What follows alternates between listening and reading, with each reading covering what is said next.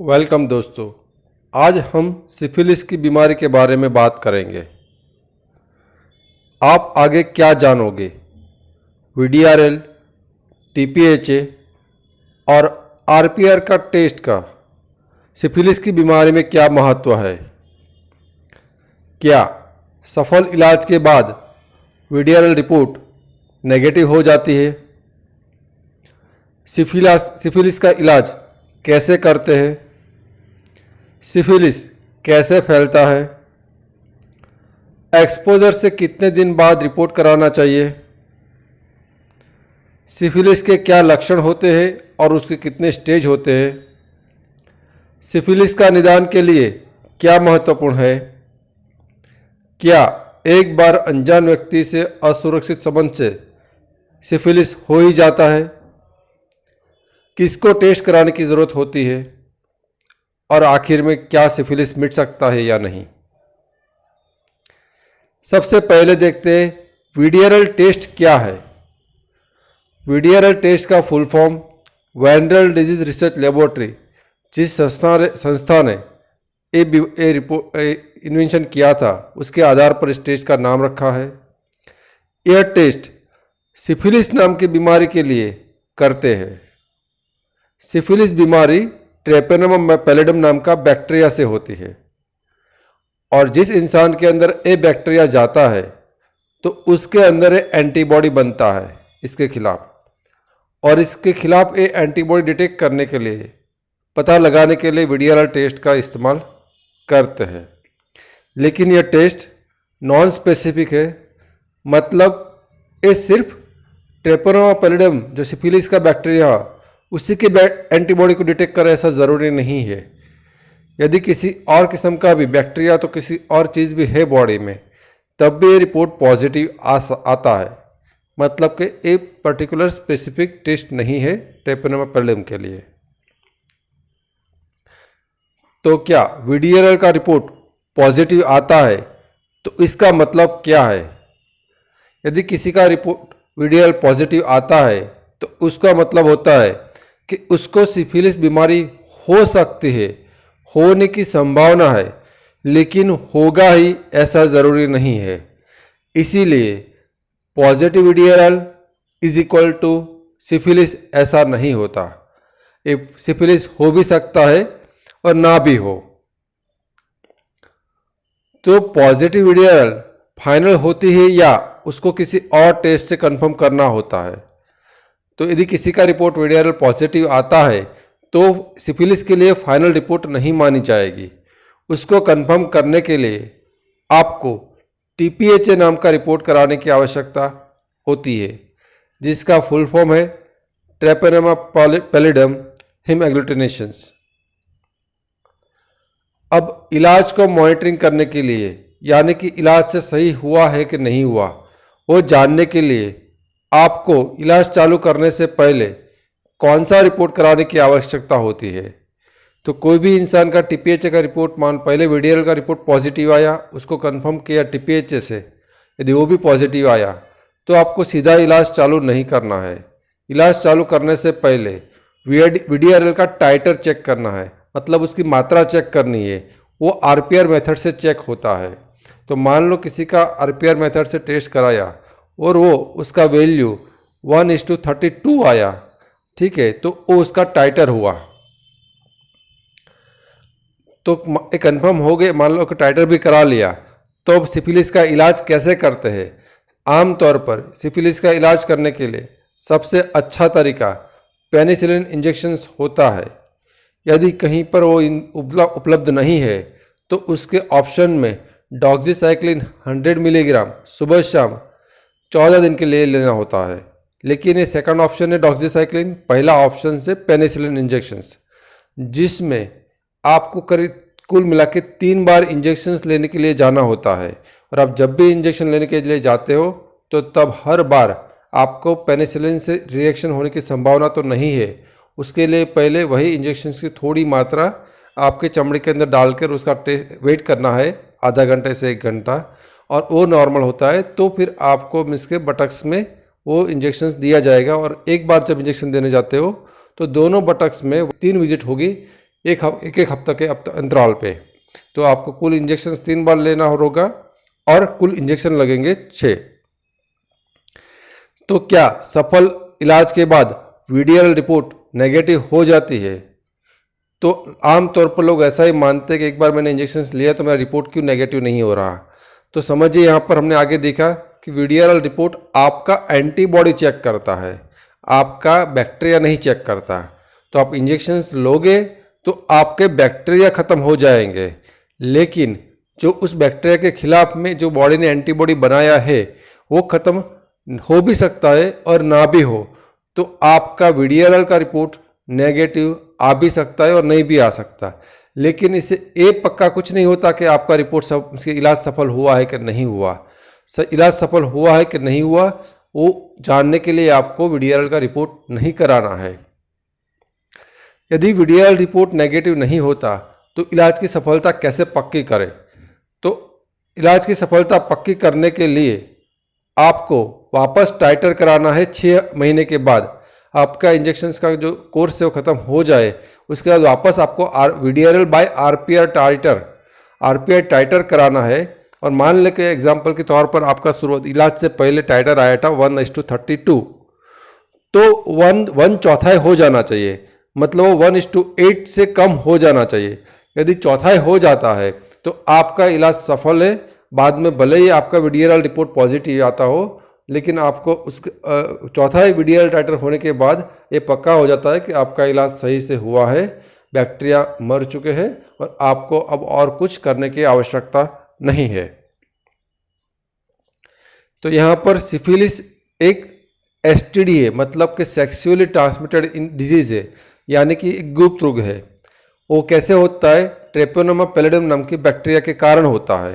ये बैक्टीरिया किसी इंसान के अंदर है और इसके साथ कोई असुरक्षित जातीय संबंध रखता है तो सामने वाला इंसान के अंदर ये जा सकता है। अब सिफिलिस कैसे फैलता है? सिफिलिस तीनों किस्म के असुरक्षित जातीय संबंध से हो सकता है: मुख मैथुन, योनि मैथुन, गुदा मैथुन। और उसके अलावा एक और भी कारण है, वह है यदि किसी प्रेग्नेंट लेडी को सिफिलिस है तो आने वाले बच्चे को डिलीवरी के टाइम पे सिफिलिस हो सकता है। क्या किस करने से सिफिलिस फैलता है? सिंपल किस से सिफिलिस नहीं फैलता, लेकिन यदि कि किस ओरल सेक्स का हिस्सा है तो फिर सिफिलिस इससे फैल सकता है। एक्सपोजर से कितने समय बाद रिपोर्ट करा सकते हो? आपको यदि किसी का एक्सपोजर है और एक्सपोजर हुआ कि उसके बाद आपको चेक कराना है कि आपको सिफिलिस हुआ है कि नहीं हुआ है, तो रिपोर्ट से जांच करने के लिए आपको कम से कम 28 दिन का इंतज़ार करना है और 28 दिन के बाद आपको अपना सिफिलिस का वीडीएल टेस्ट करा सकते हो। सिफिलिस के लक्षण क्या होते हैं और उसके कितने स्टेज होते हैं? तो सबसे पहले देखते हैं स्टेज 1। स्टेज 1 में एक या उससे अधिक सख्त, गोल, बिना दर्द और बिना खुजली वाला अल्सर, छाला है तो घाव होगा। वो घाव 3 से 6 हफ्तों तक रह सकता है। यदि कोई इंसान इलाज कराता है या नहीं कराता है वो फिर भी अपने आप ठीक हो जाता है। अब ये घाव यदि किसी से ओरल सेक्स से मुंह एंट्री हुआ है बॉडी में तो ये घाव जीभ पर रहेगा, जबान पर रहेगा। यदि किसी को पेनिस के थ्रू एंट्री हुआ है तो ये घाव पेनिस पर होगा। और यदि किसी को ये घाव सिफिलिस का जो बैक्टीरिया है वो वजाइना के थ्रू गया है तो फिर वजाइना पे ये घाव दिखेगा। अब वो इसका इलाज कराते हैं कि नहीं कराते, वो 3 से 6 हफ्ते बाद वो ठीक हो जाता है। उसके बाद स्टेज 2 के लक्षण क्या होते हैं? चमड़ी या तो म्यूकस मेम्ब्रेन, जो छाला मुंह का जो अंदर का जो सॉफ्ट स्किन है उसको म्यूकस मेम्ब्रेन बोलते हैं, या तो वजाइना या तो रेक्टम, जिस पर रैशेस आते हैं, मतलब काले दाग हो जाते हैं और वो बिना खुजली वाले होंगे। और ये जो सेकंड स्टेज है वो 6 हफ्ते से लेकर 6 महीने तक चल सकता है, जिसमें इसके साथ रेशेस के साथ साथ लिम्फ नोड में बढ़ जाना, बुखार होना, सोर थ्रोट होना, हेयर लॉस होना, सिर दर्द होना, वेट लॉस होना, मसल्स पेन या तो बहुत सारी थकान लगना, ऐसे लक्षण स्टेज 2 के अंदर आ सकते हैं। इसकी मात्रा एक इंसान से दूसरे इंसान में कम या ज़्यादा हो सकती है। यहाँ स्टेज 2 में ज़्यादातर एक से ज़्यादा ऐसे जीभ पर छाले दिखने को मिलेंगे। हाथ में जो है ब्लैक डॉट्स वो हाथ में भी दिख सकते हैं, या तो पाँव की जो नीचे की चमड़ी है उस पर भी ऐसे ब्लैक डॉट्स दिख सकते हैं, और बैक पर भी अपनी जो चमड़ी है उस पर भी इस किस्म के स्किन रैशेस आ सकते हैं। उसके बाद स्टेज 2 के बाद आता है लेटेंट स्टेज, जिसमें सालों तक इंसान को कोई भी किस्म की कोई भी तकलीफ नहीं होती, कोई लक्षण नहीं होता, कोई चिन्ह नहीं होता। उसके बाद आता है स्टेज 3 के लक्षण, जो इन्फेक्शन से करीबन 10 से 30 साल के बाद आता है, और बिना इलाज भी ज़्यादातर लोगों को ये स्टेज तक नहीं पहुंचते। तो इसका मतलब ऐसा बिल्कुल नहीं है कि किसी को वीडिया से सिफिलिस की बीमारी हुआ तो हर किसी को स्टेज 3 होगा ही, ऐसा नहीं होता। आप इलाज कराओगे तो नहीं होगा, वो पक्का है। और कोई लोग मान लो नहीं कराते, उसको पता ही नहीं लगता, तब भी वो स्टेज 3 पे पहुंचेगा ही, ऐसा ज़रूरी बिल्कुल नहीं है।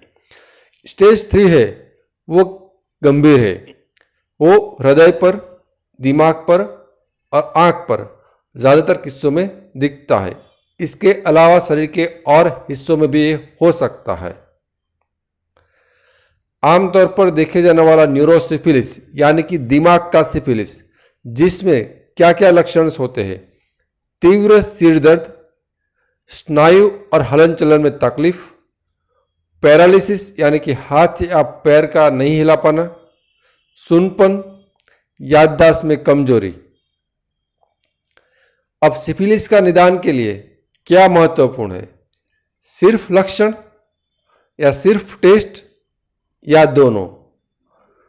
तो कोई भी ऐसी बीमारी, सिफिलिस ऐसी बीमारी है कि आप सिर्फ ना तो लक्षण के आधार पर किसी को कह सकते हो कि इसको सिफिलिस है, तो इसके लिए आपको टेस्ट का भी सहारा लेना ज़रूरी है। इसीलिए आपको दोनों चीज़ ज़रूरी है, लक्षण और टेस्ट, तभी आप किसी का सिफिलिस का निदान कर सकते हो।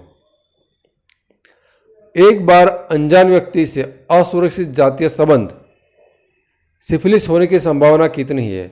हम यहाँ पे मान भी लेते हैं कि सामने वालों को सिफिलिस की बीमारी है, तब भी इसके सिफिलिस होने की संभावना 3 से 10% होती है, बिना कॉन्डम भी कोई सेक्स करता है तो इसका मतलब ऐसा बिल्कुल नहीं होता कि मान लो किसी सिफिलिस वाले इंसान से असुरक्षित एक बार संबंध किया तो सिफिलिस हो ही जाएगा। तो उसकी संभावना सिर्फ 3 से 10% होती है, 100% नहीं होती। अब सिफिलिस के बचने के लिए आपको क्या करना चाहिए? सही उम्र से पहले सेक्स की शुरुआत नहीं करनी चाहिए। मतलब अभी हम देखते कुछ बच्चे 15, 16, 17 साल की उम्र में भी ऐसे सेक्स करते हैं, तो उसकी सही उम्र नहीं है। अपने सेक्स की उम्र जो नॉर्मल होती है वहाँ से सेक्स की शुरुआत करें। सिर्फ एक ही पार्टनर रखें, सेक्सुअल पार्टनर्स। आपके जीवन में जितने कम सेक्सुअल पार्टनर्स होंगे उतने ही आपको सेक्सुअल ट्रांसमिटेड डिजीज होने की संभावना कम है। और कंडोम का इस्तेमाल करें, लेकिन कंडोम का इस्तेमाल करने से हमको 100% सिफिलिस से मुक्ति मिलेगी, बचाव मिलेगा, ऐसा नहीं होता। क्योंकि अपने शरीर कुछ जगह ऐसे भी होगी कि जहाँ पे सिफिलिस हो सकता है लेकिन वो कंडोम कवर नहीं कर सकता, तो वहाँ पर सिफिलिस होने की संभावना थोड़ी बहुत और भी बाकी बचेगी। अब किसको सिफिलिस के लिए टेस्ट कराने की ज़रूरत होती है? हर गर्भवती महिला को अपनी प्रेगनेंसी पता चले तो तुरंत एक बार सिफिलिस का टेस्ट कराना चाहिए। जिन लोगों को एक से ज़्यादा सेक्सुअल पार्टनर्स है, जिन लोगों को कोई और सेक्सुअल ट्रांसमिटेड डिजीज़ है, जो एमएसए में मतलब के man who have sex with man यानी कि जो गुदा मैथुन करते हैं, या यदि आपको पता है कि आपके पार्टनर्स को सिफिलिस की बीमारी है, तो इन लोगों को सिफिलिस का रिपोर्ट्स कराना चाहिए। यदि कोई प्रेगनेंसी होती है और सिफिलिस का रिपोर्ट पॉजिटिव आता है तो इलाज नहीं कराने पर बेबी पे क्या नुकसान हो सकता है? बेबी का वजन कम हो सकता है, बेबी का डिलीवरी 9 महीने से पहले होने की संभावना हो जाती है। काफ़ी बार बेबी को शुरुआत में कोई लक्षण नहीं दिखते हैं, लेकिन बेबी का इलाज नहीं कराने पर उसके बेबी को मोतियाबिंदु, सुनने में तकलीफ, खींच ऐसी तकलीफ हो सकती है। क्या सिफिलिस मिट सकता है? तो हाँ, सिफिलिस मिट सकता है, लेकिन आपको याद रखना है कि सिफिलिस मिटने का मतलब ये नहीं है कि वीडीआरएल रिपोर्ट आपका जो पॉजिटिव था उसको नेगेटिव हो जाना है। आपका टाइटर जो आरपीआर टाइटर है, वीडीआरएल टाइटर बाय आरपीआर मेथड, वो 1/4 हो जाना चाहिए। यदि आपका 1/4 हो गया है तो आपके अंदर सिफिलिस की बीमारी मिट गई है, आपको ऐसा मानना है। और उसके बाद ना तो आपको कोई सिफिलिस के कारण कोई तकलीफ होगी और ना तो आपके कोई सेक्सुअल पार्टनर्स को उसके सिफिलिस के बैक्टीरिया जाने की कोई संभावना है। आखिर में मेरा परिचय, मैं HIV एड्स स्पेशलिस्ट डॉक्टर कीर्तन रणपरिया। यदि आप मेरे से HIV या तो कोई भी STD रिलेटेड बीमारी के बारे में कंसल्टेशंस करना चाहते हो तो स्क्रीन पर दिखाए गए नंबर पर व्हाट्सएप के थ्रू मैसेज करिए। आप मेरे से कंसल्टेशंस बुक कराने के बाद आप मेरे से ऑनलाइन कंसल्टेशंस कर सकते हो। हम हर शनिवार और रविवार दोपहर को 1 बजे नया वीडियो के साथ आते हैं, तो देखना ना भूलिए। हर शनिवार और रविवार दोपहर को 1 बजे। आखिर में चेतावनी, यहाँ पर कही गई बातें एक आम जानकारी के लिए है। समय के साथ विज्ञान बदल सकता है। किसी भी जानकारी को अपने जीवन में लागू करने से पहले स्पेशलिस्ट डॉक्टर से व्यक्तिगत रूप से राय लेना अत्यंत आवश्यक है। Thank you. हम फिर मिलेंगे दूसरे वीडियो के साथ।